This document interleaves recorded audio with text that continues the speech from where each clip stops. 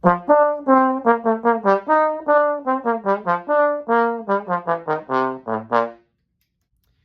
YouTube, welcome back to another video.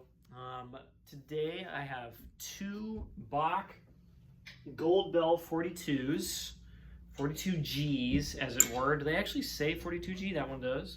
And so does this. Wow, look at that. They don't always say that. Two Gold Bell 42Gs, that is redundant. That's what they are. And I have a large tenor thing coming up, or it actually has to be pretty good. And I've decided that these are the two horns in contention, not the green hose that I have, just because I really want to play these. And I thought I would talk about the horns, because we haven't seen this one yet, and this one's changed, and about how I go about deciding on a setup when I have so many different choices like this. So first, the instruments. This is my 42GG. You might recognize it. Kind of, except that it now has an F attachment. I don't think I've shown this yet, and if I have, then I apologize. This, in the guise that I originally had it, just had a G attachment, so just a little loop right here, and instead of going down a fourth, this went down a minor third to G instead of F, which is neat. I don't know. I don't find it especially useful.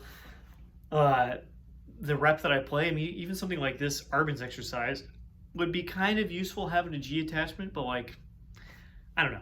I just don't need that. Also, because it's just this tiny little loop, the horn is really front heavy, because you don't have, there's a bunch of braces that are missing here.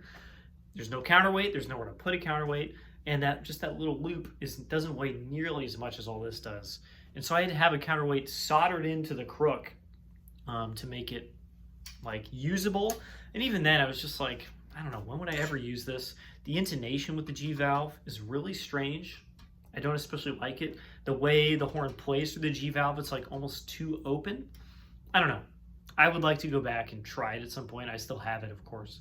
But I got this F tuning crook, which looks crazy. It sticks out so incredibly far, farther than an 88HO or a 42BO. It's it sticks out 8 inches behind the tuning slide. This is the longest possible wrap you could have because it's so narrow at this end. But this horn has an ultra valve, which is related to Cadex, Rotax, stuff like that, but a different design. As you can tell, the ports are not the same. This port comes out at this weird angle way over here on kind of the top of the valve. It's got a very good action. Does it turn 90 degrees? Yes, it does. I should have known that, but it's a really good playing valve, and with the F attachment, I find it to just be way better.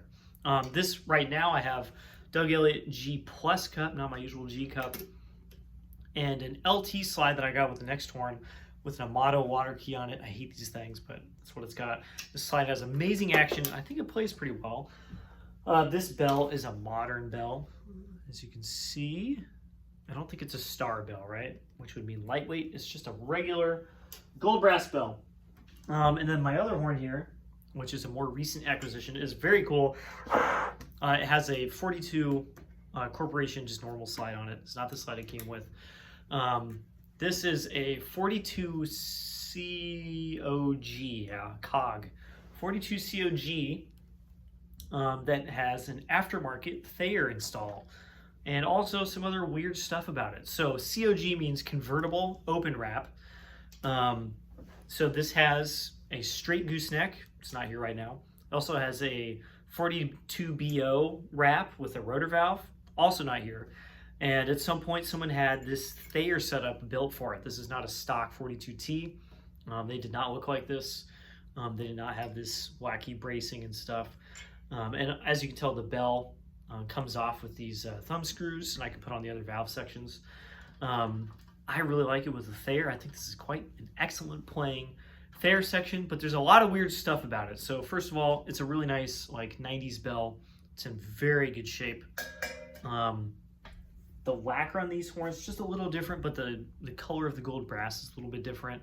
Whoever put this together had this put together with a short action Thayer. It's hard to get this across on camera because you can't come and touch it and feel it, but like this is a crazy short throw for anything, much less a Thayer. It's like really, really, really short.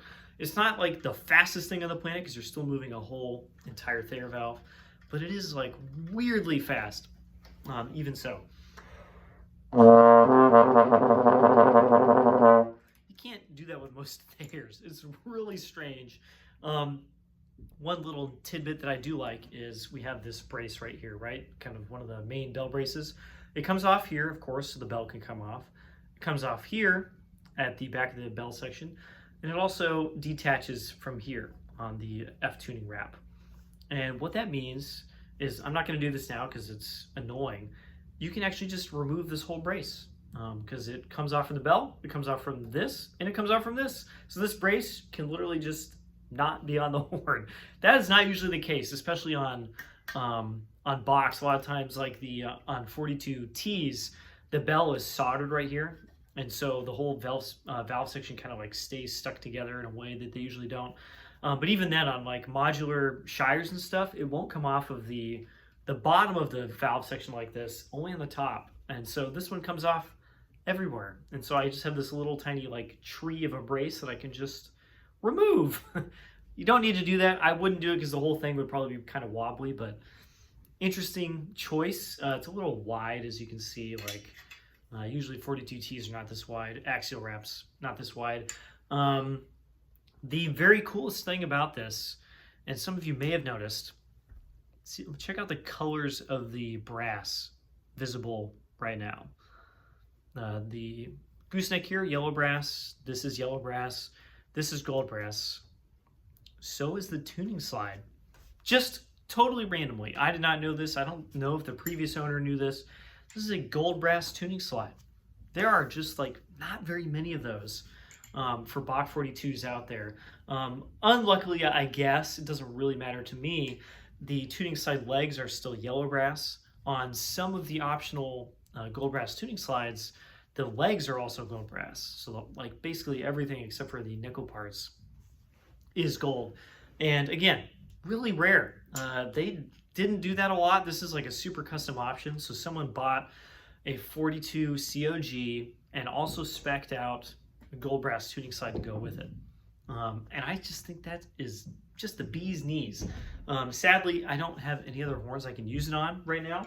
My 42GG here, I can't put on a normal tuning slide because the wrap is in the way. Can't put a brace in there. And so I can't play it, which is a bummer. But otherwise, very, very, very cool. We're gonna have to listen to piano for a bit. So let's talk about how I would decide which instrument and which setup to use. I have so many options here, right? I have 2 bell sections, 2 slides, and 2 mouthpieces. I have more of those things as well, but I narrowed it down to these to try out today. How do I decide? Well, you heard how I start. I have Arbans in front of me. And basically what I do is I'm gonna play the same thing a million times, a bunch of different ways. So let's play this one. Looked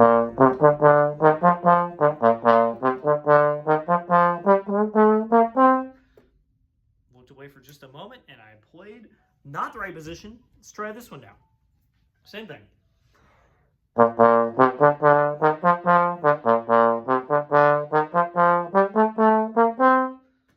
So they have very different feels, they have very different sounds. I just want to get to know them really well. The stuff that I have upcoming is kind of higher parts in a trombone choir. And so far I've found, because I've played these for already in like an hour, this is probably going to be the choice with this setup. Nickel slide and a Doug Elliott mouthpiece. This horn with the regular slide, Craig Black, really has a nice beefy sound. Low range is awesome.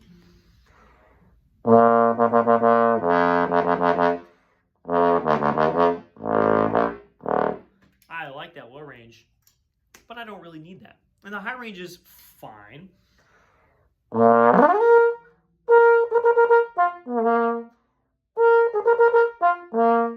You can hear it's a little more effort. It's not going to like sing out on top of an ensemble, maybe the way that this would.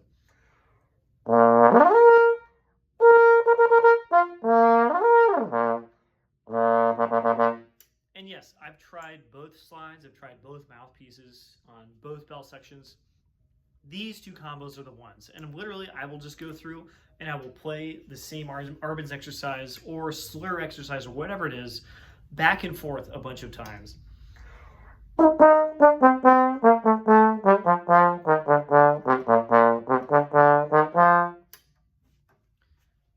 there's the feel of that. It's a little more compact. I can tell the sound is a little narrower.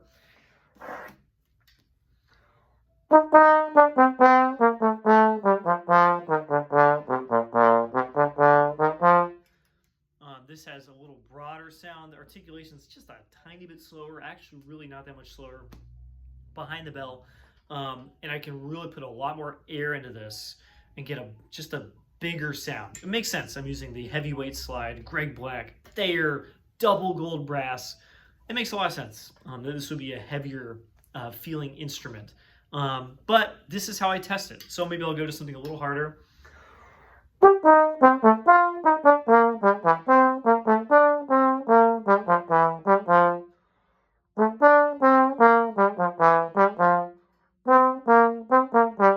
Something in there was sharp. I don't know what it was. That's just how good I am. All right, on to this one. Yeah.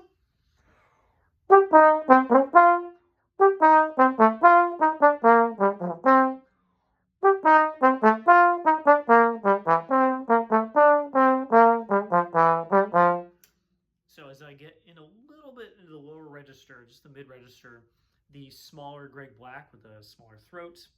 I assume, I actually have no idea what size this is in comparison to the Greg Black, does take a little bit different approach, and I can't just throw air at it. I have to really maintain that sweet spot and aim for it on purpose. But the high range does have a much easier ping to it. It takes less air, and I think in a trombone ensemble, this will sit on top more easily than the bighorn will. So that's just a little insight into how I'm gonna figure out which setup to use. Of course, I also have like 5 more large bore tenors and a bunch more mouthpieces and more. I have like another 42 slide, another 45 slide, another dual bore slide, 547, 562 that I could try. I have a carbon fiber outer that I could use on at least one of these slides. Way too many choices. So I narrow it down to 2 bell sections, 2 slides, 2 mouthpieces. And this is what I do. I play the same exercise back to back, over and over again. Before I picked out these setups, I will change the mouthpieces, and then I'll change the slides, and then I'll change, the last possible thing to change. And in that earlier, when I warmed up, I found out that these are the best setups. Hopefully that gives you some insight. Maybe you have a new instrument, you want to find out if it's really better than your old one. Play them back to back just a ton. And this is the way you're going to find out which one is the better one. That's all I got time for. I'll see you all in the next video. Bye-bye.